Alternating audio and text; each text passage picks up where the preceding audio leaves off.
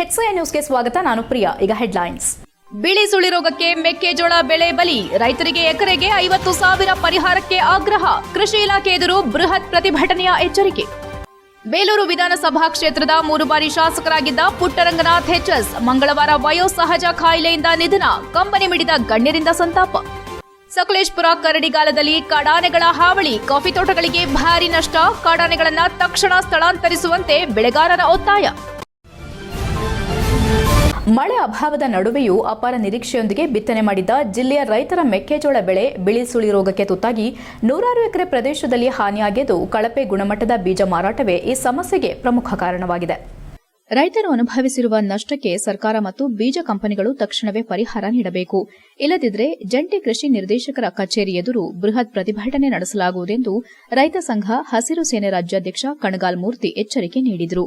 ಪತ್ರಿಕಾಗೋಷ್ಠಿಯಲ್ಲಿ ಮಂಗಳವಾರ ಮಾತನಾಡಿದ ಅವರು, ಜಿಲ್ಲೆಯಾದ್ಯಂತ ಮಳೆ ಕೊರತೆಯ ನಡುವೆಯೂ ಸುಮಾರು 50% ಪ್ರದೇಶದಲ್ಲಿ ಮೆಕ್ಕೆಜೋಳ ಬಿತ್ತನೆ ಮಾಡಲಾಗಿದೆ. ಆದರೆ ಬಿತ್ತನೆಯಾದ ಕೆಲವೇ ದಿನಗಳಲ್ಲಿ ಮೊಳಕೆ ಬಂದ ಗಿಡಗಳು ಬಿಳಿ ಸುಳಿ ರೋಗಕ್ಕೆ ತುತ್ತಾಗಿ ಒಣಗುತ್ತಿವೆ. ರೈತರು ತೀವ್ರ ಸಂಕಷ್ಟಕ್ಕೆ ಸಿಲುಕಿದ್ದಾರೆ ಎಂದರು. ಕೃಷಿ ಇಲಾಖೆ ಅಧಿಕಾರಿಗಳು ಮತ್ತು ಕೃಷಿ ವಿಜ್ಞಾನಿಗಳು ಸೂಚಿಸಿದ ಔಷಧಿಗಳನ್ನು ಸಿಂಪಡಿಸಿದರೂ ರೋಗ ನಿಯಂತ್ರಣಕ್ಕೆ ಬಂದಿಲ್ಲ. ಸಮಸ್ಯೆಯ ನಿಖರ ಕಾರಣವನ್ನು ಪತ್ತೆ ಹಚ್ಚುವಲ್ಲಿ ಸಂಬಂಧಪಟ್ಟ ಇಲಾಖೆ ಇನ್ನೂ ವಿಫಲವಾಗಿದೆ ಎಂದು ಆರೋಪಿಸಿದರು. ಕಳಪೆ ಬೀಜವೇ ಬೆಳೆಹಾನಿಗೆ ಕಾರಣ ಎಂಬ ಆರೋಪ ಮಾಡಿದ ಅವರು 2026ರ ಹಂಗಾಮಿನಲ್ಲಿಯೂ ಜಿಲ್ಲೆಯ ರೈತರು ಕಳಪೆ ಬೀಜದಿಂದ ಅಪಾರ ನಷ್ಟ ಅನುಭವಿಸಿದರು. ಆಗಲೂ ರೈತರು ನಿರಂತರ ಹೋರಾಟ ನಡೆಸಿದ್ರು.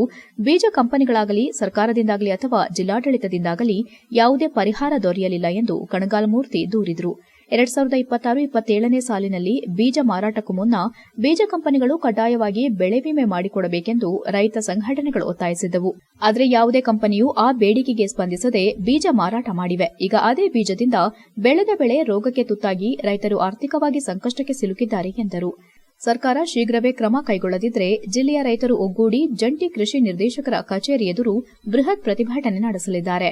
ರೈತರಿಗೆ ನ್ಯಾಯ ಸಿಗುವವರೆಗೂ ನಿರಂತರ ಹೋರಾಟ ಮುಂದುವರೆಸಲಾಗುವುದೆಂದು ರೈತ ಸಂಘ ಹಸಿರು ಸೇನೆ ಎಚ್ಚರಿಕೆ ನೀಡಿದೆ.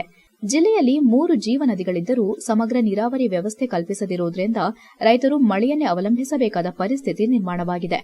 ಶಾಶ್ವತ ನೀರಾವರಿ ಯೋಜನೆಗಳನ್ನು ಜಾರಿಗೊಳಿಸುವ ಮೂಲಕ ಕೃಷಿಗೆ ಭದ್ರತೆ ಒದಗಿಸಬೇಕೆಂದು ಸಂಘಟನೆ ಒತ್ತಾಯಿಸಿದೆ. ಪತ್ರಿಕಾಗೋಷ್ಠಿಯಲ್ಲಿ ರೈತ ಮುಖಂಡರಾದ ಪಾಲಾಕ್ಷ, ಸುರೇಶ್, ಶೇಷಣ್ಣ, ಕಾಂತರಾಜ್, ಸತೀಶ್, ಪ್ರಕಾಶ್ ಹಾಗೂ ಇತರರು ಉಪಸ್ಥಿತರಿದ್ದರು. HCN news Hassan. ಅದು ನೀವು ನಂಬ್ತೀರಾ ಇಲ್ವಾ? ನೀವು ಕೆಲವು ಹಳ್ಳಿಗಳಿಗೆ ನೀವು ಬರ್ತೀರಿ ಅಂದ್ರೆ ಬೇಕಾದ್ರೆ 2-3 ಕಾರ್ ಮಾಡ್ಕೊತೀವಿ ಹೋಗೋಣ. ಯಾಕೆಂದ್ರೆ ಯಾವಾಗ ನೋಡಿ ರೈತರಿಗೆ ಇದೆಯಲ್ಲ, ಇದರಂಥ ಕಷ್ಟ ಯಾವ್ದಲ್ರಪ್ಪ, ಯಾರಿಗೂ ಬೇಡ ಅನ್ನಿಸ್ತೈತೆ. ಆ್ಯಕ್ಚುಲಿ ಜಮೀನು ಆಳು ಬಿಟ್ಬಿಡೋಣ ಅನ್ನಿಸ್ತೈತೆ ನಮಗೆ. ಏನು ಹೇಳಿ, ಒಂದು ಸೊಪ್ಪು ಮಾರಿರೋ ಸೊಪ್ಪಿಗೂ ಬೆಲೆ ಇಲ್ಲ. ಆದರೆ ಕುಂತ್ಕ ಮಾರೋರಿಗೆ ದಿವಸ ಸಣ್ಣ ಅಕ್ಕಿ ಅನ್ನ ಊಟ ಮಾಡ್ತಾರೆ. ನಾವಿನ್ನೂ ಒಳ್ಳೆ ಅಕ್ಕಿಯನ್ನು ಊಟ ಮಾಡೋಕ್ಕಾಗೇ ಇಲ್ಲ. ಮನೇಲಿ ಆಲೂಗೆಡ್ಡೆ ಬೆಳೆದ್ರೆ ಕರ್ಗಿರೋ ಆಲೂಗೆಡ್ಡೆ ಇಟ್ಕೊತೀವಿ, ಒಳ್ಳೆ ಬೆಲ್ಲನೂ ಮಾರ್ತೀವಿ. ಅರ್ಧ ಕೂದು ಹಾಕ್ಯಂದಿದ್ದೀವಿ. ನಿಮಗೆಲ್ಲ ಗೊತ್ತಿರುತ್ತೆ, ಬಡಸ್ತನದಲ್ಲಿ ನೀವು ಬಂದಿರ್ತೀರಿ, ಎಲ್ಲ ಗೊತ್ತಿರುತ್ತೆ. ಅದೇನು ನಾವು ಹೇಳಂಗಿಲ್ಲ, ಆಯ್ತಾ. 3 ಬಾರಿ ಬೇಲೂರು ವಿಧಾನಸಭಾ ಕ್ಷೇತ್ರದ ಶಾಸಕರಾಗಿದ್ದ ಮಾಜಿ ಶಾಸಕ 89 ವರ್ಷದ ಪುಟ್ಟರಂಗನಾಥ್ ಎಚ್ಎಸ್ ರವರು ಮಂಗಳವಾರ ವಯೋಸಹಜ ಕಾಯಿಲೆಯಿಂದ ನಿಧನರಾದರು. 1967, 1972, 1999ರ ವಿಧಾನಸಭಾ ಚುನಾವಣೆಯಲ್ಲಿ ಬಿಜೆಪಿ ಅಭ್ಯರ್ಥಿಯಾಗಿ ಸ್ಪರ್ಧಿಸಿದ್ದ ಪುಟ್ಟರಂಗನಾಥ್ ಎಚ್ಎಸ್ ರವರು ಎಚ್ಕೆ ಕುಮಾರಸ್ವಾಮಿ ಅವರನ್ನ ಸೋಲಿಸಿ ಮೊದಲ ಬಾರಿಗೆ ಬೇಲೂರು ವಿಧಾನಸಭಾ ಕ್ಷೇತ್ರದ ಶಾಸಕರಾಗಿ ಆಯ್ಕೆಯಾಗಿದ್ದರು. ಮೀಸಲು ಕ್ಷೇತ್ರವಾಗಿದ್ದ ಅವಧಿಯಲ್ಲಿ ಕ್ಷೇತ್ರದ ಮೊದಲ ಶಾಸಕರಾಗಿ ಆಯ್ಕೆಯಾಗುವ ಗೌರವವು ಅವರಿಗೆ ಸಲ್ಲಿತ್ತು. ಅವರು 1999ರಿಂದ 2004ರವರೆಗೆ ಶಾಸಕರಾಗಿ ಸೇವೆ ಸಲ್ಲಿಸಿದ್ರು. ಮಾಜಿ ಮುಖ್ಯಮಂತ್ರಿಗಳಾದ ಹಾಗೂ ಮಾಜಿ ಪ್ರಧಾನಿ ಎಚ್ಡಿ ದೇವೇಗೌಡ ಮತ್ತು ರಾಮಕೃಷ್ಣ ಹೆಗಡೆ ಹಾಗೂ ಬಂಗಾರಪ್ಪ ಸೇರಿದಂತೆ ವಿವಿಧ ರಾಜಕೀಯ ಮುತ್ಸದ್ದಿಗಳ ನಡುವೆ ಉತ್ತಮ ಬಾಂಧವ್ಯ ಹೊಂದಿದ್ದ ಪುಟ್ಟರಂಗನಾಥ್ ಎಚ್ಎಸ್ ರವರ ಹಿರಿಯ ಸೊಸೆ ಲತಾ ಮಂಜೇಶ್ವರಿ ಜಿಲ್ಲಾ ಪಂಚಾಯಿತಿ ಮಾಜಿ ಸದಸ್ಯೆಯಾಗಿದ್ದು, ಪುತ್ರ ದೇವುಪ್ರಸಾದ್ ಅವರು ಜೆಡಿಎಸ್ ಪಕ್ಷದ ಮುಖಂಡರಾಗಿದ್ದಾರೆ. ಮಾಜಿ ಶಾಸಕ ಪುಟ್ಟರಂಗನಾಥ್ ಎಚ್ಎಸ್ ಅವರ ನಿಧನಕ್ಕೆ ವಿವಿಧ ರಾಜಕೀಯ ಪಕ್ಷಗಳ ಮುಖಂಡರು, ಸಾರ್ವಜನಿಕರು ಹಾಗೂ ಗಣ್ಯರು ತೀವ್ರ ಸಂತಾಪ ವ್ಯಕ್ತಪಡಿಸಿದ್ದಾರೆ. ಮೃತರಿಗೆ 2 ಪುತ್ರರು ಹಾಗೂ 4 ಹೆಣ್ಣು ಮಕ್ಕಳಿದ್ದು ಅಪಾರ ಅಭಿಮಾನಿ ಬಳಗವನ್ನು ಹೊಂದಿದ್ದರು. ಶಾಸಕ ಎಚ್ಕೆ ಸುರೇಶ್, ಎಚ್ಡಿಸಿಸಿ ಬ್ಯಾಂಕ್ ನಿರ್ದೇಶಕ ಎಂಎ ನಾಗರಾಜ್, ಶಾಸಕ ಎ ಮಂಜು, ಮಾಜಿ ಬ್ಲಾಕ್ ಕಾಂಗ್ರೆಸ್ ಅಧ್ಯಕ್ಷರಾದ ವೈಟಿ ದಾಮೋದರ್, ಒಕ್ಕಲಿಗ ಸಂಘದ ಮಾಜಿ ಅಧ್ಯಕ್ಷ ಕೆಪಿ ಶೈಲೇಶ್, ಸುರೇಶ್, ಪುರಸಭಾ ಅಧ್ಯಕ್ಷ ಅಕ್ರಂ ಶರೀಫ್, ಕಾಂಗ್ರೆಸ್ ಅಧ್ಯಕ್ಷ ನಿಶಾಂತ್ ಸೇರಿದಂತೆ ಹಲವರು ಅವರ ನಿವಾಸಕ್ಕೆ ಭೇಟಿ ನೀಡಿ ಅಂತಿಮ ನಮನ ಸಲ್ಲಿಸಿ ಕುಟುಂಬದವರಿಗೆ ಸಾಂತ್ವನ ಹೇಳಿದರು. ಸರಳ ಸಜ್ಜನಿಕೆ, ಜನಪರ ಕಾಳಜಿ ಹಾಗೂ ಸಾರ್ವಜನಿಕ ಸೇವೆಯ ಮೂಲಕ ಗುರುತಿಸಿಕೊಂಡಿದ್ದ ಪುಟ್ಟರಂಗನಾಥ್ ಹೆಚ್ಎಸ್ ಅವರ ನಿಧನದಿಂದ ಬೇಲೂರು ರಾಜಕೀಯ ಹಾಗೂ ಸಾರ್ವಜನಿಕ ವಲಯಕ್ಕೆ ಅಪಾರ ನಷ್ಟ ಉಂಟಾಗಿದೆ ಎಂದು ಸಂತಾಪ ಸೂಚಿಸಿ ಅಭಿಪ್ರಾಯಪಟ್ಟಿದ್ದಾರೆ. HCN news, Belur.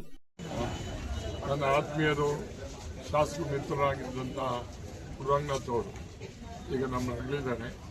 ವಿಶೇಷವಾದಂಥ ವ್ಯಕ್ತಿ ಹೊಂದಿರತಕ್ಕಂಥದ್ದು. ಅವರು ನಿಜವಾಗ್ಲೂ ಕೂಡ ನಮ್ಮ ಜೊತೆ ಇದ್ದಾಗ ನಾನು, ಶಿವಪ್ಪನವರು, ಪುಟ್ಟರಂಗನಾಥ್ ಅವರು, ಹನುಮೇಗೌಡರು 4 ಜನ ಕೂಡ ಈ ಜಿಲ್ಲೆಯಲ್ಲಿ ಶಾಸಕರಾಗಿದ್ದ ಜೊತೆಯಲ್ಲಿ ಭಾರಿ ಸರಳ ವ್ಯಕ್ತಿ. ತುಂಬ ಬಡವರ ಬಗ್ಗೆ ಕನಸ್ಕೊಂಡಂಥವರು. ಈ ಬೇಲೂರಿಗೆ ಅತಿ ಹೆಚ್ಚು ಒಂದು ಸೌಕರ್ಯವನ್ನು ಮಾಡಬೇಕು, ಅಭಿವೃದ್ಧಿ ಮಾಡಬೇಕು ಅಂತ ಕನಸ್ಕೊಂಡು ಹೋರಾಟ ಮಾಡ್ತಿದ್ರು. ಸಕಲೇಶಪುರ ತಾಲೂಕಿನ ವಳಲಹಳ್ಳಿ ಗ್ರಾಮ ಪಂಚಾಯಿತಿ ವ್ಯಾಪ್ತಿಯ ಕರಡಿಗಾಲ ಗ್ರಾಮದ ಸುತ್ತಮುತ್ತ ಕಳೆದ 3 ದಿನಗಳಿಂದ 3 ಕಾಡಾನೆಗಳು ಬೀಡು ಬಿಟ್ಟಿದ್ದು ಪ್ರತಿದಿನ ರಾತ್ರಿ ಕಾಫಿ ತೋಟಗಳಿಗೆ ನುಗ್ಗಿ ಅಪಾರ ಪ್ರಮಾಣದ ಬೆಳೆಹಾನಿ ಉಂಟು ಮಾಡುತ್ತಿವೆ.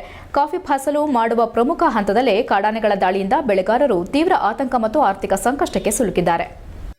ಕಾಡಾನೆಗಳ ಹಾವಳಿಯಿಂದ ಕೆಎಸ್ ಕಿರಣ್, ದಿವಾಕರ್, ಮದನ್ ಹಾಗೂ ಮೋಹನ್ ಅವರ ಕಾಫಿ ತೋಟಗಳಿಗೆ ಹೆಚ್ಚಿನ ಹಾನಿಯಾಗಿದೆ. ಪ್ರತಿಯೊಬ್ಬರ ತೋಟದಲ್ಲೂ ಸುಮಾರು 50ಕ್ಕೂ ಹೆಚ್ಚು ಫಸಲಿಗೆ ಬರುತ್ತಿದ್ದ ಕಾಫಿ ಗಿಡಗಳನ್ನು ಬುಡ ಸಮೇತ ತುಳಿದು ನಾಶಪಡಿಸಿದ್ದು, ಬಾಳೆ ಹಾಗೂ ತೆಂಗಿನ ಮರಗಳನ್ನು ಮುರಿದು ಹಾಕಿವೆ. ಹಲವು ವರ್ಷಗಳು ಶ್ರಮದಿಂದ ಬೆಳೆಸಿದ್ದ ಕಾಫಿ ಗಿಡಗಳು ಕ್ಷಣಾರ್ಧದಲ್ಲಿ ನಾಶವಾಗಿರುವುದರಿಂದ ಬೆಳೆಗಾರರು ಕಣ್ಣೀರಿಡುವಂತಾಗಿದೆ. ಘಟನೆಯ ಮಾಹಿತಿ ತಿಳಿಯುತ್ತಿದ್ದಂತೆಯೇ ಎಸಡೂರು ವಲಯದ ವಲಯ ಅರಣ್ಯ ಅಧಿಕಾರಿ ರೇವಣಸಿದ್ದಯ್ಯ ಹಿರೇಮಠ್ ರವರು ಎಟಿಎಫ್ ಸಿಬ್ಬಂದಿಯೊಂದಿಗೆ ಸ್ಥಳಕ್ಕೆ ಭೇಟಿ ನೀಡಿ ಹಾನಿಗೆ ಒಳಗಾದ ತೋಟಗಳನ್ನು ಪರಿಶೀಲನೆ ನಡೆಸಿದ್ರು. ಬೆಳೆಹಾನಿಯನ್ನು ವೀಕ್ಷಿಸಿದ ಅವರು ರೈತರಿಂದ ಮಾಹಿತಿ ಪಡೆದು ಸಮಸ್ಯೆ ಆಲಿಸಿ ಹಾನಿಯ ಸಂಪೂರ್ಣ ವಿವರವನ್ನು ದಾಖಲಿಸಿಕೊಂಡರು. ಈ ವೇಳೆ ಗ್ರಾಮಸ್ಥರು ಹಾಗೂ ಬೆಳೆಗಾರರ ಸಂಘದ ಪದಾಧಿಕಾರಿಗಳು ಕಾಡಾನೆಗಳನ್ನು ತಕ್ಷಣ ಸೆರೆ ಹಿಡಿದು ಸುರಕ್ಷಿತ ಅರಣ್ಯ ಪ್ರದೇಶಕ್ಕೆ ಸ್ಥಳಾಂತರಿಸಬೇಕೆಂದು ಒತ್ತಾಯಿಸಿದರು. ಕಾಡಾನೆಗಳ ಭೀತಿಯಿಂದ ಬೆಳೆಗಾರರು ತೋಟಗಳಿಗೆ ತೆರಳಲು ಸಾಧ್ಯವಾಗದ ಸ್ಥಿತಿ ನಿರ್ಮಾಣವಾಗಿದ್ದು, ಇದೇ ಸಮಯದಲ್ಲಿ ಕಾಫಿ ಫಸಲು ಹಂತದಲ್ಲಿರುವ ಗಿಡಗಳು ನಾಶವಾದರೆ ಮತ್ತೆ ಉತ್ಪಾದನೆಗೆ ಬರಲು 10 ರಿಂದ 15 ವರ್ಷ ಬೇಕಾಗುತ್ತದೆ ಎಂದು ಅಳಲು ತೋಡಿಕೊಂಡರು. ಇದಲ್ಲದೆ ಕಾಡಾನೆಗಳನ್ನು ಸ್ಥಳಾಂತರಿಸುವವರೆಗೂ ಕರಡಿಗಾಲ ಹಾಗೂ ಸುತ್ತಮುತ್ತಲಿನ ಪ್ರದೇಶದಲ್ಲಿ ಇಟಿಎಫ್ ಸಿಬ್ಬಂದಿಯನ್ನ ನಿರಂತರವಾಗಿ ನಿಯೋಜಿಸಿ ಬೆಳೆಗಾರರ ಜೀವ ಹಾಗೂ ಆಸ್ತಿಗೆ ರಕ್ಷಣೆ ಒದಗಿಸುವಂತೆ ಆಗ್ರಹಿಸಿದರು. ಕಾಫಿ ತೋಟ ಹಾನಿಗೊಳಗಾದ ರೈತರ ಸಮಸ್ಯೆಯನ್ನು ಆಲಿಸಿ ಮಾತನಾಡಿದ ಅರಣ್ಯ ಅಧಿಕಾರಿ ರೇವಣಸಿದ್ದಯ್ಯ ಹಿರೇಮಠ್, ಕರಡಿಗಾಲ ಭಾಗದ ಕಾಡಾನೆಗಳ ಹಾವಳಿಯನ್ನ ಇಲಾಖೆ ಗಂಭೀರವಾಗಿ ಪರಿಗಣಿಸಿದೆ. ಹಾನಿಯ ವರದಿಯನ್ನ ಮೇಲಾಧಿಕಾರಿಗಳಿಗೆ ಸಲ್ಲಿಸಿ ರೈತರಿಗೆ ಸರ್ಕಾರದ ನಿಯಮಾನುಸಾರ ಶೀಘ್ರ ಪರಿಹಾರ ದೊರಕುವಂತೆ ಕ್ರಮ ಕೈಗೊಳ್ಳಲಾಗುವುದು. ಜೊತೆಗೆ ಕಾಡಾನೆಗಳ ನಿಯಂತ್ರಣ ಮತ್ತು ಸ್ಥಳಾಂತರಕ್ಕೆ ಅಗತ್ಯ ಕ್ರಮ ಕೈಗೊಳ್ಳಲಾಗುವುದೆಂದು ಭರವಸೆ ನೀಡಿದರು. HCN news, Sakleshpur. HCN ನ್ಯೂಸ್ನಲ್ಲಿ ಈಗ ಒಂದು ಪುಟ್ಟ ಬ್ರೇಕ್. ಓ ರಮೇಶ, ಹಾಯ್ ಸುರೇಶ, ನೀನೇನೋ ಇಲ್ಲಿ? ನನ್ ಮಗನ್ನ PU ಜೊತೆಗೆ CA ಮಾಡ್ಸೋಣ ಅಂದ್ರೆ ನನ್ನ ಮಗ ಸ್ಪೋರ್ಟ್ಸ್ ಕಲ್ಚರಲ್ಸ್ ಅಂತಿದ್ದಾನೆ. ಏನ್ ಮಾಡೋದು? ಅದಕ್ಕೆ ಟೆನ್ಷನ್. ಡೈರೆಕ್ಟ್ ಆಗಿ ಕರ್ಕೊಂಡು ಹೋಗಿ ಪ್ರತಿ ಸಲ 100% ರಿಸಲ್ಟ್ ತಗೋತಿರೋ ನಮ್ಮ ಸೆಂಟ್ರಲ್ ಕಾಮರ್ಸ್ ಕಾಲೇಜ್ಗೆ ಸೇರ್ಸು. ಅಲ್ಲಿ ಪ್ರತಿ ವರ್ಷ ಸ್ಟೇಟ್ ರ್ಯಾಂಕ್ಸ್ ಹಾಗೆ ಜಿಲ್ಲೆಗೆ ಫಸ್ಟ್ ರ್ಯಾಂಕ್ ತಗೊಳ್ಳೋ ಜೊತೆಗೆ CA, CS ಗೆ ಕೋಚಿಂಗ್ ಕೊಟ್ಟು ಒಳ್ಳೆ ರಿಸಲ್ಟ್ ಕೊಡ್ತಿರೋ ಜಿಲ್ಲೆಯ ನಂಬರ್ 1 ಕಾಮರ್ಸ್ ಕಾಲೇಜು. ಅಲ್ಲ, CA ಕೇಳಿದೀನಿ, CS ಅಂದ್ರೆ ಕಂಪನಿ ಸೆಕ್ರೆಟರಿ ಅಂತ. ಅದು CA ತರನೇ ಪ್ರೊಫೆಷನಲ್ ಕೋರ್ಸು. ಇಡೀ ಜಿಲ್ಲೆಯಲ್ಲಿ CS ಗೆ ಕೋಚಿಂಗ್ ಕೊಡ್ತಿರೋದು ಇದೊಂದೇ ಕಾಲೇಜು. ಜೊತೆಗೆ PU, ಡಿಗ್ರಿ ಎಲ್ಲ ಸ್ಟೂಡೆಂಟ್ಸ್ ಗೂ advance excel, SAP, tally, power BI ತರ ಆಡ್ ಆನ್ ಕೋರ್ಸ್ ಗಳು ಇವೆ. ಇಷ್ಟೇ ಅಲ್ಲಪ್ಪ, ಡಿಗ್ರಿ ಸ್ಟೂಡೆಂಟ್ಸ್ ಗೆ ಪ್ಲೇಸ್ಮೆಂಟ್ ಟ್ರೈನಿಂಗ್ ಕೊಟ್ಟು ಕ್ಯಾಂಪಸ್ ಇಂಟರ್ವ್ಯೂ ಮಾಡಿಸ್ತಾರೆ. ಮತ್ತೆ ಪ್ರತಿ ವರ್ಷ ಕಾಲೇಜಿನ 50 ರಿಂದ 60 ವಿದ್ಯಾರ್ಥಿಗಳು ಒಳ್ಳೊಳ್ಳೆ ಕಂಪನಿಗೆ ಸೆಲೆಕ್ಟ್ ಆಗ್ತಿದ್ದಾರೆ. ಜೊತೆಗೆ ಸ್ಪೋರ್ಟ್ಸ್ ನಲ್ಲಿ ಈ ಕಾಲೇಜ್ ನ ಮಕ್ಕಳು ಸ್ಟೇಟ್ ಮತ್ತೆ ನ್ಯಾಷನಲ್ಸ್ ಗೂ ಹೋಗ್ತಾರೆ. ಕಲ್ಚರಲ್ಸ್ ಗೆ ಟ್ಯಾಲೆಂಟ್ ಹಂಟ್ ಅಂತ ಹಬ್ಬನೇ ಮಾಡ್ತಾರೆ. ಹಾಗಾದ್ರೆ ಕಾಮರ್ಸ್ ಮಕ್ಕಳಿಗೆ ಬೇಕಿರೋ A to Z ಇದೊಂದೇ ಕಾಲೇಜ್ ನಲ್ಲಿ ಸಿಗುತ್ತೆ ಅಂತ ಆಯ್ತು. ಹೌದು, ಹುಡುಗರಿಗೂ ಹುಡುಗಿಯರಿಗೂ ಪ್ರತ್ಯೇಕ ಹಾಸ್ಟೆಲ್ ವ್ಯವಸ್ಥೆ ಕೂಡ ಇದೆ. ಅದೇ ನಮ್ಮ ಸೆಂಟ್ರಲ್ ಕಾಮರ್ಸ್ ಕಾಲೇಜ್. ಪ್ರವೇಶಾತಿಗಾಗಿ ಸಂಪರ್ಕಿಸಿ central commerce PU college, Saibaba temple ಎದುರು, ಸಾಲಗಾಮಿ ರಸ್ತೆ, Hassan. Central commerce degree college, Salagami ರಸ್ತೆ, ಹಾಸನ. ದೂರವಾಣಿ ಸಂಖ್ಯೆ 9916141544 ಮತ್ತು 9902301522.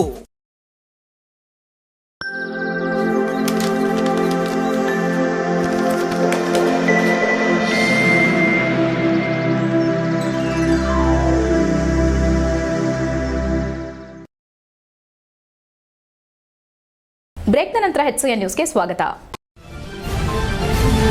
ಹಾಸನ ಜಿಲ್ಲೆಯಲ್ಲಿ ಮೂಲಭೂತ ಸೌಕರ್ಯಗಳ ಕೊರತೆ, ಕನ್ನಡ ನಾಮಫಲಕ ನಿಯಮಗಳ ಉಲ್ಲಂಘನೆ, ಸರ್ಕಾರಿ ಕಚೇರಿಗಳ ನಿರ್ಲಕ್ಷ್ಯ ಮತ್ತು ಅಭಿವೃದ್ಧಿ ಕಾಮಗಾರಿಗಳ ವಿಳಂಬ ಸೇರಿದಂತೆ ಸಾರ್ವಜನಿಕರನ್ನು ಕಾಡುತ್ತಿರುವ ವಿವಿಧ ಸಮಸ್ಯೆಗಳಿಗೆ ತಕ್ಷಣ ಪರಿಹಾರ ಕಲ್ಪಿಸದಿದ್ದರೆ ಕರ್ನಾಟಕ ಹೊಯ್ಸಳ ವೇದಿಕೆ ವತಿಯಿಂದ ಜಿಲ್ಲಾದ್ಯಂತ ಹಂತ ಹಂತವಾಗಿ ಉಗ್ರ ಹೋರಾಟ ಮಾಡಲಾಗುವುದೆಂದು ಕರ್ನಾಟಕ ಹೊಯ್ಸಳ ವೇದಿಕೆ ರಾಜ್ಯಾಧ್ಯಕ್ಷ ನವೀನ್ ಎಚ್ಚರಿಸಿದ್ದಾರೆ. ಪತ್ರಿಕಾಗೋಷ್ಠಿಯಲ್ಲಿ ಮಂಗಳವಾರ ಮಾತನಾಡಿದ ಅವರು, ಜಿಲ್ಲೆಯ ವಿವಿಧ ಭಾಗಗಳಲ್ಲಿ ಸಾರ್ವಜನಿಕರಿಗೆ ಅಗತ್ಯವಾದ ಮೂಲಸೌಕರ್ಯಗಳು ದಿನದಿಂದ ದಿನಕ್ಕೆ ಹದಗೆಡುತ್ತಿದ್ದು, ಜನರು ನಿತ್ಯ ಸಂಕಷ್ಟ ಅನುಭವಿಸುವಂತಾಗಿದೆ. ಅಭಿವೃದ್ಧಿ ಕಾಮಗಾರಿಗಳು ಸಮರ್ಪಕವಾಗಿ ನಡೆಯದ ಕಾರಣ ರಸ್ತೆ, ಸಾರಿಗೆ, ಆರೋಗ್ಯ ಹಾಗೂ ಶಿಕ್ಷಣ ಕ್ಷೇತ್ರಗಳಲ್ಲಿ ಸಮಸ್ಯೆಗಳು ಹೆಚ್ಚುತ್ತಿವೆ.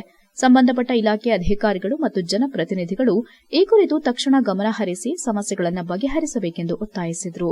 ಜಿಲ್ಲೆಯ ಪ್ರಮುಖ ಹಾಗೂ ಗ್ರಾಮೀಣ ರಸ್ತೆಗಳಲ್ಲಿ ಗುಂಡಿಗಳು ಹೆಚ್ಚಾಗಿದ್ದು, ವಾಹನ ಸವಾರರು ಹಾಗೂ ಪಾದಚಾರಿಗಳು ಜೀವಭಯದಲ್ಲಿ ಸಂಚರಿಸುವ ಪರಿಸ್ಥಿತಿ ನಿರ್ಮಾಣವಾಗಿದೆ. ಮಳೆಗಾಲದಲ್ಲಿ ರಸ್ತೆಗಳ ದುಸ್ಥಿತಿ ಮತ್ತಷ್ಟು ಗಂಭೀರವಾಗುತ್ತಿದ್ದು, ಅಪಘಾತಗಳ ಸಂಖ್ಯೆ ಹೆಚ್ಚುತ್ತಿದೆ. ರಸ್ತೆ ದುರಸ್ತಿಗೆ ಶಾಶ್ವತ ಯೋಜನೆ ರೂಪಿಸಿ ಗುಣಮಟ್ಟದ ಕಾಮಗಾರಿ ಕೈಗೊಳ್ಳಬೇಕೆಂದು ಆಗ್ರಹಿಸಿದರು. ಸಾರ್ವಜನಿಕ ಸಾರಿಗೆ ವ್ಯವಸ್ಥೆಯಲ್ಲಿಯೂ ಅನೇಕ ಸಮಸ್ಯೆಗಳಿದ್ದು, ಬಸ್ ನಿಲ್ದಾಣಗಳಲ್ಲಿ ಕುಡಿಯುವ ನೀರು, ಶೌಚಾಲಯ, ಆಸನ ವ್ಯವಸ್ಥೆ ಸೇರಿದಂತೆ ಮೂಲ ಸೌಲಭ್ಯಗಳ ಕೊರತೆ ಕಂಡುಬರುತ್ತಿದೆ. ಪ್ರಯಾಣಿಕರು ತೀವ್ರ ತೊಂದರೆ ಅನುಭವಿಸುತ್ತಿದ್ದರೂ ಸಂಬಂಧಪಟ್ಟ ಅಧಿಕಾರಿಗಳು ಸಮರ್ಪಕ ಕ್ರಮ ಕೈಗೊಳ್ಳುತ್ತಿಲ್ಲ ಎಂದು ದೂರಿದರು. ಪತ್ರಿಕಾಗೋಷ್ಠಿಯಲ್ಲಿ ಕರ್ನಾಟಕ ಹೊಯ್ಸಳ ವೇದಿಕೆಯ ರಾಜ್ಯ ಸಂಸ್ಥಾಪಕ ಅಧ್ಯಕ್ಷ ಮೋಹನ್ ಗೌಡ, ರಾಜ್ಯ ಮಹಿಳಾಧ್ಯಕ್ಷೆ ಟ್ರೈಸಿ ನವೀನ್, ರಾಜ್ಯ ಉಪಾಧ್ಯಕ್ಷ ಬಾಬು, ಉಪಾಧ್ಯಕ್ಷ ಸತೀಶ್ ಗೌಡ, ರಾಜ್ಯ ಕಾರ್ಯದರ್ಶಿ ಸುರೇಶ್, ಆನೇಕಲ್ ತಾಲೂಕಿನ ಚಂದ್ರು, ಸಂಚಾಲಕ ಅಜಯ್ ಗೌಡ ಹಾಗೂ ಇತರರು ಉಪಸ್ಥಿತರಿದ್ದರು. HCN news Hassan. ಎಲ್ಲ ಗೌರ್ಮೆಂಟ್ ಅಫಿಷಿಯಲ್ಸ್ಗಳಿದ್ದೀರೋ ಅವರು ಕೂಡ ನಾವು ಕೇಳ್ತಾ ಇರೋದೇನೆಂದರೆ, ನೀವು ನಿಮ್ಮ ಮನೆಗಳ ಬಗ್ಗೆ, ನಿಮ್ಮ ಕುಟುಂಬದ ಬಗ್ಗೆ ಯೋಚನೆ ಮಾಡೋಕ್ಕಿಂತ ಜನರ ಬಗ್ಗೆ ಯೋಚನೆ ಮಾಡಿರಿ, ರಸ್ತೆ ಬಗ್ಗೆ ಕೊಡ್ರಿ. ಇವತ್ತು ಬಾಬಾ ಸಾಹೇಬ್ ಅಂಬೇಡ್ಕರ್ ಅವರು ಹೇಳಿದ್ದು ಏನು ಹೇಳ್ರಿ, ನೀವು ಕೊಡಬೇಕಾದಂಥ ಸಮಾನತೆ, ಜನರಿಗೆ ಯಾರೇ ಬಂದು ಕೇಳಿದ್ರು ಅವ್ರಿಗೊಂದು ಸಮಾನತೆ ಕೊಡ್ರಿ. ಅವ್ರಿಗೆ ಸಮಾನತೆನೇ ಇಲ್ಲ. ಏನೇ ಒಂದು ಕೇಳಿದ್ರು ಕೂಡ ಸರ್ ಇಲ್ಲ, ನಾವು ಮುಂದಿನ ದಿನದಲ್ಲಿ ನೋಡೋಣ, ಇನ್ನೂ ನಮಗೆ ಇದು ಆರ್ಡರ್ ಆಗಿಲ್ಲ, ನಮ್ಗೆ ಆರ್ಡರ್ ಆದಮೇಲೆ ನಾವು ಬಂದ್ ಮಾಡ್ತೀವಿ. ಅಷ್ಟು ಬೇಗ ಎಷ್ಟು ಜನ ಬಿದ್ದು ಸಾಯ್ತಾರೆ ಗೊತ್ತರ ರೋಡ್ಗಳಲ್ಲಿ. ನಮ್ಮ ಸಂಸ್ಥಾಪಕರು ಇನ್ನೊಂದೆರಡು ಮಾತಾಡ್ತಾರೆ. ಯಾಕೆ ಅಂತ ನಾನು ಕೇಳ್ತಾ ಇದ್ದೀನಿ ಅಂದರೆ, ಇವತ್ತು ಸಂಘಟನೆಗಳು ಇವತ್ತು ಸಕಲೇಶಪುರ ತಾಲೂಕಿನ ಅರೇಹಳ್ಳಿ ಬೀದಿಯ ಡಾಲರ್ಸ್ ಕಾಲೋನಿಯಲ್ಲಿ ಎಡಬಿಡದೆ ಸುರಿದ ಭಾರೀ ಮಳೆಯಿಂದ ತಡೆಗೋಡೆ ಕುಸಿದು 2 ಮನೆಗಳಿಗೆ ಹಾನಿಯಾಗಿರುವ ಸ್ಥಳಕ್ಕೆ ಸಂಸದ ಶ್ರೇಯಸ್ ಪಟೇಲ್ ಭೇಟಿ ನೀಡಿ ಪರಿಶೀಲನೆ ನಡೆಸಿದರು. ಈ ವೇಳೆ ಮಾತನಾಡಿದ ಅವರು, ತಡೆಗೋಡೆ ಕುಸಿತದಿಂದ 2 ಮನೆಗಳ ಅಡುಗೆ ಮನೆ, ಮಲಗುವ ಕೊಠಡಿ, ಶೌಚಾಲಯ ಸೇರಿದಂತೆ ಹಲವು ಭಾಗಗಳು ಸಂಪೂರ್ಣ ಜಖಂಗೊಂಡಿವೆ. ಘಟನೆ ಸಂಭವಿಸಿದ ವೇಳೆ ಮನೆಯ ಆ ಭಾಗಗಳಲ್ಲಿ ಯಾರೂ ಇಲ್ಲದಿದ್ದ ಕಾರಣ ಭಾರೀ ಅನಾಹುತ ತಪ್ಪಿದೆ. ಇದು ದೇವರ ಕೃಪೆ ಎಂದು ಹೇಳಿದರು. ಸಂತ್ರಸ್ತ ಕುಟುಂಬಗಳಿಗೆ ಸರ್ಕಾರದಿಂದ ದೊರೆಯುವ ಪರಿಹಾರವನ್ನು ತ್ವರಿತವಾಗಿ ಒದಗಿಸುವಂತೆ ತಹಸೀಲ್ದಾರ್ ಹಾಗೂ ಉಪವಿಭಾಗಾಧಿಕಾರಿಗಳಿಗೆ ಸೂಚನೆ ನೀಡಲಾಗಿದೆ ಎಂದರು. ಲೇಔಟ್ ಅಭಿವೃದ್ಧಿಪಡಿಸುತ್ತಿರುವ ಸಂಸ್ಥೆಯ ಮಾಲೀಕರನ್ನ ಅಧಿಕಾರಿಗಳು ಮತ್ತು ಮನೆ ಮಾಲೀಕರೊಂದಿಗೆ ಕರೆಸಿ ಸಮಸ್ಯೆಯನ್ನು ಮಾತುಕತೆಯ ಮೂಲಕ ಬಗೆಹರಿಸುವಂತೆ ಸೂಚನೆ ನೀಡಲಾಗಿದೆ. ಒಂದು ವೇಳೆ ಪರಿಹಾರ ಕಂಡುಬರದಿದ್ದರೆ ಕಾನೂನು ಪ್ರಕಾರ ಕಠಿಣ ಕ್ರಮ ಕೈಗೊಳ್ಳಲಾಗುವುದೆಂದು ಎಚ್ಚರಿಸಿದ್ದಾರೆ. ಪ್ರಾಥಮಿಕ ಪರಿಶೀಲನೆಯಲ್ಲಿ ಹಲವು ಕಾನೂನು ಲೋಪಗಳು ಕಂಡುಬಂದಿವೆ. ತಡೆಗೋಡೆ ನಿರ್ಮಾಣಕ್ಕೆ ಸಂಬಂಧಿಸಿದಂತೆ ಅಗತ್ಯ ಅನುಮತಿಗಳು ಹಾಗೂ ನಿಯಮಗಳನ್ನು ಪಾಲಿಸಿರುವ ಕುರಿತು ಪರಿಶೀಲನೆ ನಡೆಯಲಿದೆ. ಟೌನ್ ಪ್ಲಾನಿಂಗ್ನಿಂದ ಶಾಶ್ವತ ಅನುಮೋದನೆ ದೊರೆತಿಲ್ಲ ಎಂಬ ಮಾಹಿತಿಯೂ ಲಭ್ಯವಾಗಿದೆ. ಈ ಎಲ್ಲ ಅಂಶಗಳ ಬಗ್ಗೆ ಅಧಿಕಾರಿಗಳು ಸಮಗ್ರ ತನಿಖೆ ನಡೆಸಲಿದ್ದಾರೆ ಎಂದರು. ಡಿವೈಎಸ್ಪಿ ಹಾಗೂ ಉಪವಿಭಾಗಾಧಿಕಾರಿಗಳ ನೇತೃತ್ವದಲ್ಲಿ ವಿಶೇಷ ತಂಡ ರಚಿಸಿ ಪ್ರಕರಣದ ಸಮಗ್ರ ತನಿಖೆ ನಡೆಸಲಾಗುವುದು. ತಪ್ಪಿತಸ್ಥರ ವಿರುದ್ಧ ಸೂಕ್ತ ಕಾನೂನು ಕ್ರಮ ಕೈಗೊಳ್ಳಲಾಗುವುದು. ಸಂತ್ರಸ್ತ ಕುಟುಂಬಗಳಿಗೆ ಅಗತ್ಯವಿದ್ದರೆ ಪರ್ಯಾಯ ವಸತಿ, ಆಹಾರ ಮತ್ತು ಇತರೆ ಮೂಲಭೂತ ಸೌಕರ್ಯಗಳನ್ನು ತಾಲೂಕು ಆಡಳಿತದಿಂದ ಕಲ್ಪಿಸಲಾಗುವುದೆಂದು ಭರವಸೆ ನೀಡಿದರು. ಹಾನಿಗೊಳಗಾದ ಯೂಸುಫ್ ಹಾಗೂ ಮಧು ಅವರ ಮನೆಗಳನ್ನು ವೀಕ್ಷಿಸಿದ ಸಂಸದರು ಕುಟುಂಬ ಸದಸ್ಯರಿಂದ ಘಟನೆ ಕುರಿತು ಮಾಹಿತಿ ಪಡೆದು ಅಧಿಕಾರಿಗಳೊಂದಿಗೆ ಸ್ಥಳ ಪರಿಶೀಲನೆ ನಡೆಸಿದರು. ಈ ಸಂದರ್ಭದಲ್ಲಿ ಸಕಲೇಶಪುರ ಯೋಜನಾ ಪ್ರಾಧಿಕಾರದ ಅಧ್ಯಕ್ಷ ಸೈಯದ್ ಮುಫೀಜ್, ಉಪವಿಭಾಗಾಧಿಕಾರಿ ಹುಲ್ಮನೆ ತಿಮ್ಮಣ್ಣ, ತಹಸೀಲ್ದಾರ್ ಸುಪ್ರೀತಾ, ತಾಲೂಕು ಪಂಚಾಯಿತಿ ಕಾರ್ಯನಿರ್ವಹಣಾಧಿಕಾರಿ ಗಂಗಾಧರ್, ಪುರಸಭೆ ಮುಖ್ಯಾಧಿಕಾರಿ ಮಹೇಶ್ವರಪ್ಪ, ಕಾಂಗ್ರೆಸ್ ಮುಖಂಡರಾದ ಬೈಕೆರೆ ದೇವರಾಜ್, ಅನ್ನಪೂರ್ಣ, ಪ್ರಶಾಂತ್ ಕಲ್ಗಣೆ ಸೇರಿದಂತೆ ವಿವಿಧ ಇಲಾಖೆಗಳ ಅಧಿಕಾರಿಗಳು, ಜನಪ್ರತಿನಿಧಿಗಳು ಮತ್ತು ಸ್ಥಳೀಯರು ಉಪಸ್ಥಿತರಿದ್ದರು. HCN news Sakleshpur. HCN ನ್ಯೂಸ್ನಲ್ಲಿ ಈಗ ಒಂದು ಪುಟ್ಟ ಬ್ರೇಕ್.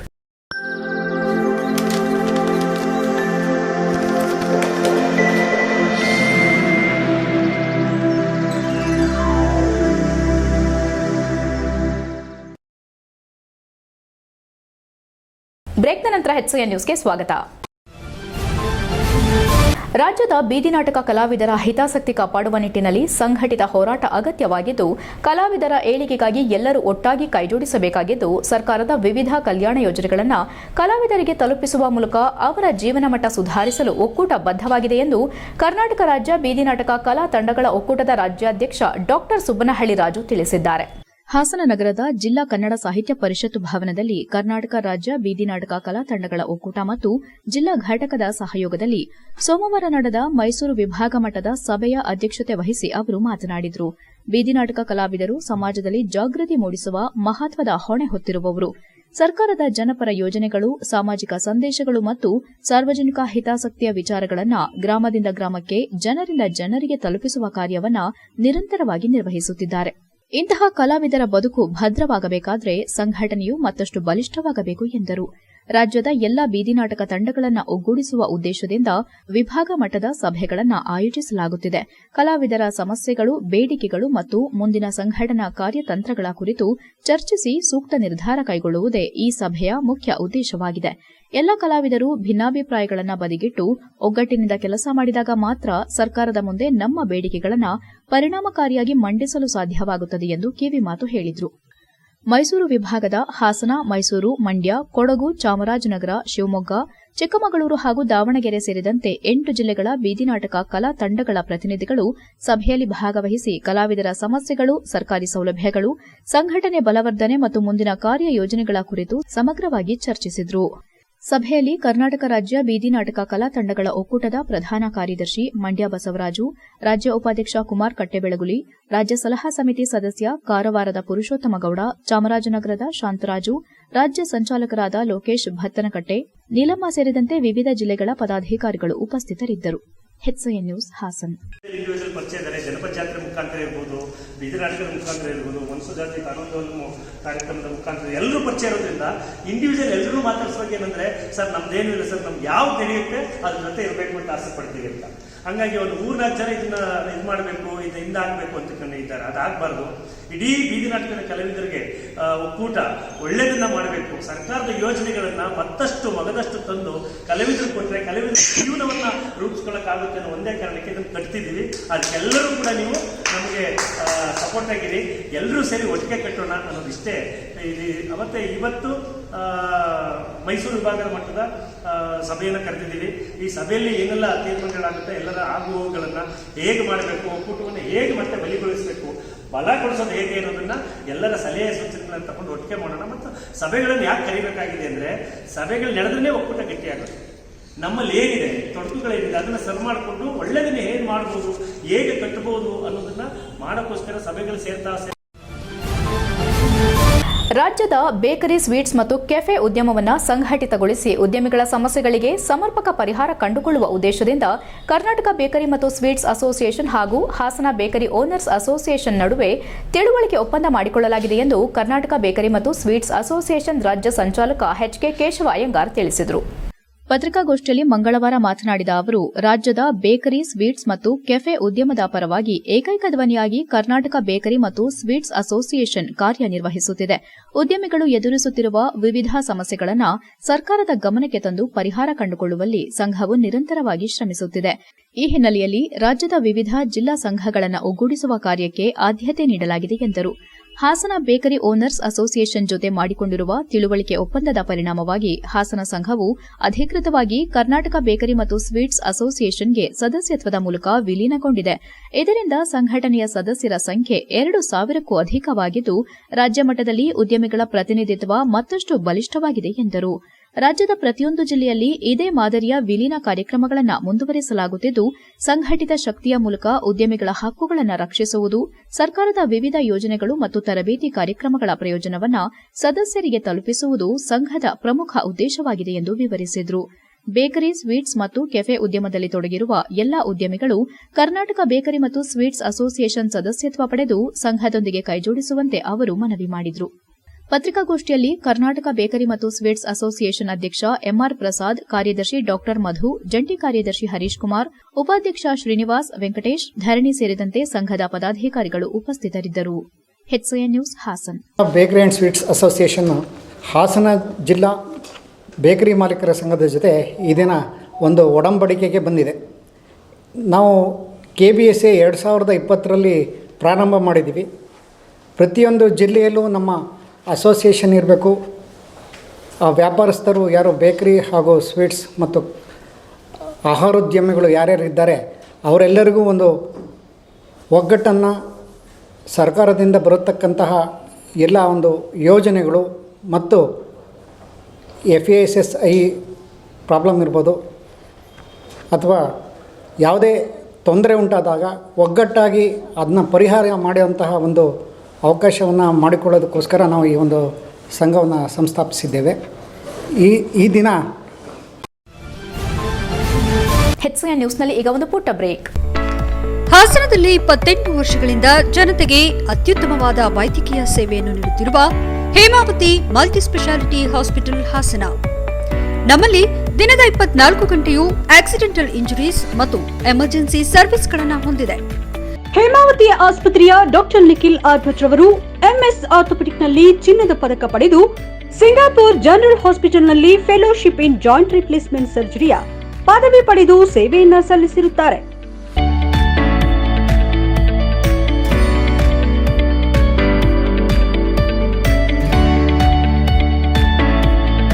ನಮ್ಮಲ್ಲಿ ಆಂಬ್ಯುಲೆನ್ಸ್ ಸೇವೆಯೂ ಲಭ್ಯ. ಇನ್ನೇಕೆ ತಡ, ನೀವು ಯಾವುದೇ ಮೂಳೆ ಸಮಸ್ಯೆ ಹೊಂದಿದರೆ ಹಿಂದೆ ಭೇಟಿ ನೀಡಿ. ಹೇಮಾವತಿ ಮಲ್ಟಿ ಸ್ಪೆಷಾಲಿಟಿ ಹಾಸ್ಪಿಟಲ್, ಉತ್ತರ ಬಡಾವಣೆ, ಹಾಸನ. ಬ್ರೇಕ್ನ ನಂತರ HCN ನ್ಯೂಸ್ಗೆ ಸ್ವಾಗತ. ಬೇಲೂರು ತಾಲೂಕಿನ ಅರೇಹಳ್ಳಿ ಮತ್ತು ಬಿಕ್ಕೋಡು ಹೋಬಳಿ ವ್ಯಾಪ್ತಿಯಲ್ಲಿ ಧಾರಾಕಾರವಾಗಿ ಮಳೆಯಾಗುತ್ತಿದ್ದು ಜನಜೀವನ ಅಸ್ತವ್ಯಸ್ತಗೊಂಡಿದೆ. ಕೆಲಹೊತ್ತು ಬಿಡುವು ನೀಡುತ್ತಿರುವ ಮಳೆ ಮರುಕ್ಷಣದಲ್ಲೇ ಜೋರು ಗಾಳಿಯೊಂದಿಗೆ ಮಳೆ ಸುರಿಯುತ್ತಿದೆ. ಗಾಳಿ ಮಳೆ ಪರಿಣಾಮವಾಗಿ ದೈತ್ಯ ಮರಗಳು ನೆಲಕ್ಕುರುಳುತ್ತಿವೆ. ಬೃಹತ್ ಗಾತ್ರದ ಮರಗಳು ವಿದ್ಯುತ್ ತಂತಿಗಳ ಮೇಲೆ ಬೀಳುತ್ತಿರುವುದರಿಂದ ವಿದ್ಯುತ್ ಕಂಬಗಳು ತುಂಡಾಗುತ್ತಿವೆ. ಹಾಗಾಗಿ ಗ್ರಾಮೀಣ ಪ್ರದೇಶಗಳಿಗೆ ವಿದ್ಯುತ್ ಸಂಪರ್ಕ ಕಲ್ಪಿಸಲು ಸೆಸ್ಕ್ ಸಿಬ್ಬಂದಿಗಳು ಹಗಲಿರುಳು ಶ್ರಮಿಸುತ್ತಿದ್ದಾರೆ. ಗಾಳಿ ರಭಸಕ್ಕೆ ಕೆಲ ಭಾಗಗಳಲ್ಲಿ ಮರಗಳು ಮುಖ್ಯ ರಸ್ತೆಗೆ ಬೀಳುತ್ತಿರುವುದರಿಂದ ವಾಹನಗಳು ತೆರಳಲು ಸಾಧ್ಯವಾಗದೇ ಇರುವುದರಿಂದ ದ್ವಿಚಕ್ರ ವಾಹನ ಸವಾರರು ಮಳೆಯಲ್ಲೇ ನೆನೆಯುವಂತಾಗಿದೆ. ಸಾರ್ವಜನಿಕರು ತ್ರಾಸಪಟ್ಟು ಮರಗಳ ಕೊಂಬೆಗಳನ್ನು ತೆರವುಗೊಳಿಸಿ ಸುಗಮ ಸಂಚಾರಕ್ಕೆ ಅನುವು ಮಾಡಿಕೊಡುತ್ತಿದ್ದಾರೆ. ಧಾರಾಕಾರ ಮಳೆ ಸುರಿಯುತ್ತಿರುವುದರಿಂದ ವಿದ್ಯಾರ್ಥಿಗಳ ಹಿತದೃಷ್ಟಿಯಿಂದ ಮುನ್ನೆಚ್ಚರಿಕೆ ಕ್ರಮವಾಗಿ ಸೋಮವಾರ ಮತ್ತು ಮಂಗಳವಾರ ಅರೇಹಳ್ಳಿ ಬಿಕ್ಕೋಡು ಹೋಬಳಿ ವ್ಯಾಪ್ತಿಯ ಪ್ರಾಥಮಿಕ ಮತ್ತು ಪ್ರೌಢಶಾಲೆಗಳಿಗೆ ರಜೆ ಘೋಷಣೆ ಮಾಡಲಾಗಿದೆ. ಬೇಲೂರು ತಾಲೂಕು ಅರೇಹಳ್ಳಿ ಹಾಗೂ ಬಿಕ್ಕೋಡು ವ್ಯಾಪ್ತಿಯಲ್ಲಿ ಧಾರಾಕಾರ ಮಳೆ ಸುರಿಯುತ್ತಿರುವ ಪರಿಣಾಮ ಬಿಕ್ಕೋಡು ಕೈಮರ ಬಳಿ ಬೃಹತ್ ಮರ ಮುಖ್ಯ ರಸ್ತೆಗೆ ಅಡ್ಡಲಾಗಿ ಬಿದ್ದ ಪರಿಣಾಮ ವಾಹನ ಸಂಚಾರಕ್ಕೆ ಅಡಚಣೆ ಉಂಟಾಗಿತ್ತು. HCN news Belur. ದೇಶದಲ್ಲಿ ಜಾರಿಗೊಳಿಸಲಾದ 1975ರ ತುರ್ತು ಪರಿಸ್ಥಿತಿ ಭಾರತೀಯ ಪ್ರಜಾಪ್ರಭುತ್ವದ ಇತಿಹಾಸದಲ್ಲೇ ಅತ್ಯಂತ ಕರಾಳ ಅಧ್ಯಾಯವಾಗಿದ್ದು, ಸಂವಿಧಾನಾತ್ಮಕ ಹಕ್ಕುಗಳು ಮೊಟಕುಗೊಳಿಸಿ ಅಭಿವ್ಯಕ್ತಿ ಸ್ವಾತಂತ್ರ್ಯವನ್ನು ಹತ್ತಿಕ್ಕುವ ಪ್ರಯತ್ನ ನಡೆದಿತ್ತು. ಆ ಸಂದರ್ಭದಲ್ಲಿ ಪ್ರಜಾಪ್ರಭುತ್ವ ಮತ್ತು ಸಂವಿಧಾನದ ಮೌಲ್ಯಗಳ ಉಳಿವಿಗಾಗಿ ಸೆರೆವಾಸ ಅನುಭವಿಸಿದ ಹೋರಾಟಗಾರರ ತ್ಯಾಗ ದೇಶದ ಇತಿಹಾಸದಲ್ಲಿ ಚಿರಸ್ಥಾಯಿಯಾಗಿ ಉಳಿಯಲಿದೆ ಎಂದು ಶಾಸಕ ಸಿಮೆಂಟ್ ಮಂಜು ಹೇಳಿದರು. ಹಾಸನ ನಗರದ ಸಭಾಂಗಣದಲ್ಲಿ ಜಿಲ್ಲಾ ಬಿಜೆಪಿ ವತಿಯಿಂದ ಬುಧವಾರ ಆಯೋಜಿಸಿದ್ದ 1975ರ ತುರ್ತು ಪರಿಸ್ಥಿತಿ 51ನೇ ವರ್ಷದ ಕರಾಳ ದಿನಗಳು ಹಾಗೂ ಸಂವಿಧಾನ ಹತ್ಯಾ ದಿವಸ್ ಕಾರ್ಯಕ್ರಮದಲ್ಲಿ ತುರ್ತು ಪರಿಸ್ಥಿತಿಯ ಸಂದರ್ಭದಲ್ಲಿ ಸೆರೆವಾಸ ಅನುಭವಿಸಿದ್ದ ಹೋರಾಟಗಾರರನ್ನ ಸ್ಮರಿಸಿ ಅವರು ಮಾತನಾಡಿದರು. ತುರ್ತು ಪರಿಸ್ಥಿತಿಯ ಅವಧಿಯಲ್ಲಿ ದೇಶದಾದ್ಯಂತ ಸಾವಿರಾರು ರಾಜಕೀಯ ಮುಖಂಡರು, ಸಾಮಾಜಿಕ ಕಾರ್ಯಕರ್ತರು ಮತ್ತು ಸಂಘಟನೆಗಳ ಕಾರ್ಯಕರ್ತರನ್ನ ಬಂಧಿಸಲಾಗಿತ್ತು. ಹಾಸನ ಜಿಲ್ಲೆಯ ಹಲವರು ಜೈಲು ಶಿಕ್ಷೆ ಅನುಭವಿಸಿದ್ದು, ಪ್ರಜಾಪ್ರಭುತ್ವದ ಮೌಲ್ಯಗಳಿಗಾಗಿ ಹೋರಾಡಿದ ಅವರ ಸೇವೆಯನ್ನು ಗೌರವಿಸುವ ಉದ್ದೇಶದಿಂದ ಈ ಕಾರ್ಯಕ್ರಮವನ್ನು ಆಯೋಜಿಸಲಾಗಿದೆ ಎಂದರು. ತಾವು ಆ ಕಾಲದ ಹೋರಾಟದಲ್ಲಿ ನೇರವಾಗಿ ಭಾಗವಹಿಸುವ ಅವಕಾಶ ಪಡೆದಿರಲಿಲ್ಲ. ಆದರೆ ಪ್ರಜಾಪ್ರಭುತ್ವ ಉಳಿವಿಗಾಗಿ ಜೀವನವನ್ನೇ ಪಣಕ್ಕಿಟ್ಟು ಹೋರಾಡಿದ ಹಿರಿಯರನ್ನ ಗೌರವಿಸುವ ಅವಕಾಶ ದೊರೆತಿರುವುದು ತಮ್ಮ ಪಾಲಿನ ಹೆಮ್ಮೆಯ ಸಂಗತಿ ಎಂದರು. ಅಂದು ಸರ್ಕಾರದ ವಿರುದ್ಧ ಧ್ವನಿ ಎತ್ತಿದವರನ್ನ ಬಂಧಿಸುವುದು, ಪತ್ರಿಕೆಗಳ ಮೇಲೆ ಸೆನ್ಸಾರ್ ಹೇರಿಕೆ, ಸಾರ್ವಜನಿಕ ಸಭೆ ಸಮಾರಂಭಗಳಿಗೆ ನಿರ್ಬಂಧ, ಅಭಿವ್ಯಕ್ತಿ ಸ್ವಾತಂತ್ರ್ಯದ ಮೇಲಿನ ನಿಯಂತ್ರಣ ಸೇರಿದಂತೆ ಹಲವು ಕ್ರಮಗಳು ಜಾರಿಯಾಗಿದ್ದವು ಎಂದು ಆರೋಪಿಸಿದರು. ಇಂತಹ ಘಟನೆಗಳು ಮತ್ತೆ ಮರುಕಳಿಸದಂತೆ ಪ್ರಜಾಪ್ರಭುತ್ವದ ಮೌಲ್ಯಗಳನ್ನು ಪ್ರತಿಯೊಬ್ಬರೂ ಕಾಪಾಡಬೇಕೆಂದು ಕರೆ ನೀಡಿದರು. ಕಾರ್ಯಕ್ರಮದ ಅಧ್ಯಕ್ಷತೆ ವಹಿಸಿದ್ದ ಜಿಲ್ಲಾ ಬಿಜೆಪಿ ಅಧ್ಯಕ್ಷ ಸಿದ್ದೇಶ್ ನಾಗೇಂದ್ರ ಮಾತನಾಡಿ, ದೀನದಯಾಳ್ ಉಪಾಧ್ಯಾಯರ 125ನೇ ಜನ್ಮ ವರ್ಷದ ಸಂದರ್ಭದಲ್ಲಿ ಅವರ ಏಕಾತ್ಮ ಮಾನವತಾವಾದದ ತತ್ವಗಳು ಇಂದಿಗೂ ಸಮಾಜಕ್ಕೆ ದಾರಿದೀಪವಾಗಿದೆ ಎಂದರು. ಕಾರ್ಯಕ್ರಮದಲ್ಲಿ ತುರ್ತು ಪರಿಸ್ಥಿತಿಯ ಸಂದರ್ಭದಲ್ಲಿ ಸೆರೆವಾಸ ಅನುಭವಿಸಿದ್ದ ಹಿರಿಯ ಹೋರಾಟಗಾರರನ್ನ ಸನ್ಮಾನಿಸಿ ಗೌರವಿಸಲಾಯಿತು.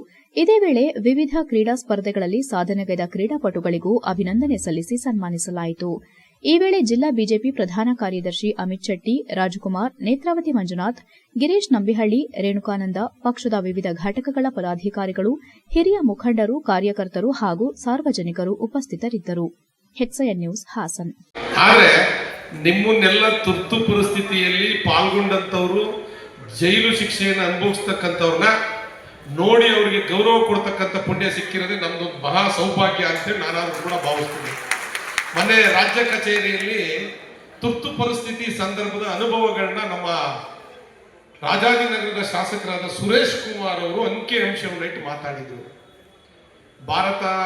ಭಾರತದ ಸಂವಿಧಾನವನ್ನೇ ಬದಿಗಿಟ್ಟು ತುರ್ತು ಪರಿಸ್ಥಿತಿಯನ್ನು ಈ ದೇಶದ ಮೇಲೆ ಹೇರಿ ಕೇವಲ ಅಧಿಕಾರದ ಆಸೆಗೋಸ್ಕರ, ತನ್ನ ಅಧಿಕಾರಕ್ಕೋಸ್ಕರ ಕಾಂಗ್ರೆಸ್ ಯಾವ ಮಟ್ಟಕ್ಕೆ ಬೇಕಾದ್ರೂ ಇಳಿಯುತ್ತೆ ಅನ್ನೋದಕ್ಕೆ ಇದಕ್ಕಿಂತ ದೊಡ್ಡ. ಆಗ ಪರಮ ಪೂಜ್ಯ ಗುರೂಜಿಯವರು ಸರ್ವಸಂಘಚಾರ್ಯರಾಗಿದ್ದರು. ನಮಗೊಂದು ಸಲಹೆ ಮಾತು ಕೊಟ್ಟಿದ್ದರು, ಹಲ್ಲು ನಾಲ್ಗೆನ ಕಚ್ಚುತ್ತೆ, ಅದು ಹಲ್ಲು ನಮ್ಮದೇ, ನಾಲ್ಗೆನೂ ನಮ್ಮದೇ.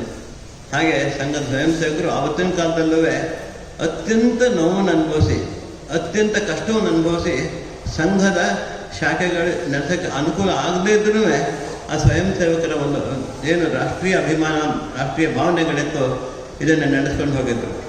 ಅದರ ನಂತರದ ದಿನಗಳಲ್ಲಿ ನಮ್ಮಲ್ಲಿ 125ನೇ ವರ್ಷದ ಜನ್ಮ ದಿನೋತ್ಸವದ ಸಂದರ್ಭದಲ್ಲಿ ನಾವೆಲ್ಲ ಸೇರಿದ್ದೇವೆ. ನಿಮ್ಮೆಲ್ಲರೂ ಸಾಧಕರಿಗೆ ಕೊಟ್ಟಂತ ಬ್ಯಾಗಲ್ಲಿ ಅವ್ರದ್ದೊಂದು ಜೀವನ ಚರಿತ್ರೆ, ಅವರ ಸಾಧನೆಗಳು ಎಲ್ಲದ್ರ ಬಗ್ಗೆ ಒಂದು ಶ್ಯಾಮಪ್ರಸಾದ್ ಮುಖರ್ಜಿಯವರ ಪುಸ್ತಕವನ್ನು ಸಹ ನಿಮ್ಗೆಲ್ಲರೂ ನಾವು ಅರ್ಪಣೆ ಮಾಡಿದ್ದೇವೆ. ಸಾಧಕರಿಗೆ ಮೋದಿಜಿಯವರ 12 ವರ್ಷದ ಏನು ಸರ್ಕಾರದ ಒಂದು ಸಾಧನೆಗಳ ಸಂಭ್ರಮಾಚರಣೆಯ ಸಂದರ್ಭದಲ್ಲಿ ಗೌರವಿಸಬೇಕಾಗಿರ್ತಕ್ಕಂಥ ಕ್ರೀಡಾಪಟುಗಳಿಗೆ ವಿಶೇಷವಾಗಿ. ಕೊನೆಯಲ್ಲಿ ಮತ್ತೊಮ್ಮೆ ಮುಖ್ಯಾಂಶಗಳು. ಬಿಳಿ ಸುಳಿ ರೋಗಕ್ಕೆ ಮೆಕ್ಕೆಜೋಳ ಬೆಳೆ ಬಲಿ, ರೈತರಿಗೆ ಎಕರೆಗೆ 50,000 ಪರಿಹಾರಕ್ಕೆ ಆಗ್ರಹ, ಕೃಷಿ ಇಲಾಖೆ ಎದುರು ಬೃಹತ್ ಪ್ರತಿಭಟನೆಯ ಎಚ್ಚರಿಕೆ. ಬೇಲೂರು ವಿಧಾನಸಭಾ ಕ್ಷೇತ್ರದ 3 ಬಾರಿ ಶಾಸಕರಾಗಿದ್ದ ಪುಟ್ಟರಂಗನಾಥ್ ಎಚ್ಎಸ್ ಮಂಗಳವಾರ ವಯೋಸಹಜ ಕಾಯಿಲೆಯಿಂದ ನಿಧನ, ಕಂಬನಿ ಮಿಡಿದ ಗಣ್ಯರಿಂದ ಸಂತಾಪ. ಸಕಲೇಶಪುರ ಕರಡಿಗಾಲದಲ್ಲಿ ಕಾಡಾನೆಗಳ ಹಾವಳಿ, ಕಾಫಿ ತೋಟಗಳಿಗೆ ಭಾರಿ ನಷ್ಟ, ಕಾಡಾನೆಗಳನ್ನ ತಕ್ಷಣ ಸ್ಥಳಾಂತರಿಸುವಂತೆ ಬೆಳೆಗಾರರ ಒತ್ತಾಯ. ಇಷ್ಟೊತ್ತು ನೀವು ನೋಡಿದ್ದು ಹಾಸನದ ಸುದ್ದಿ ಅಂದ್ರೆ HCN ನ್ಯೂಸ್.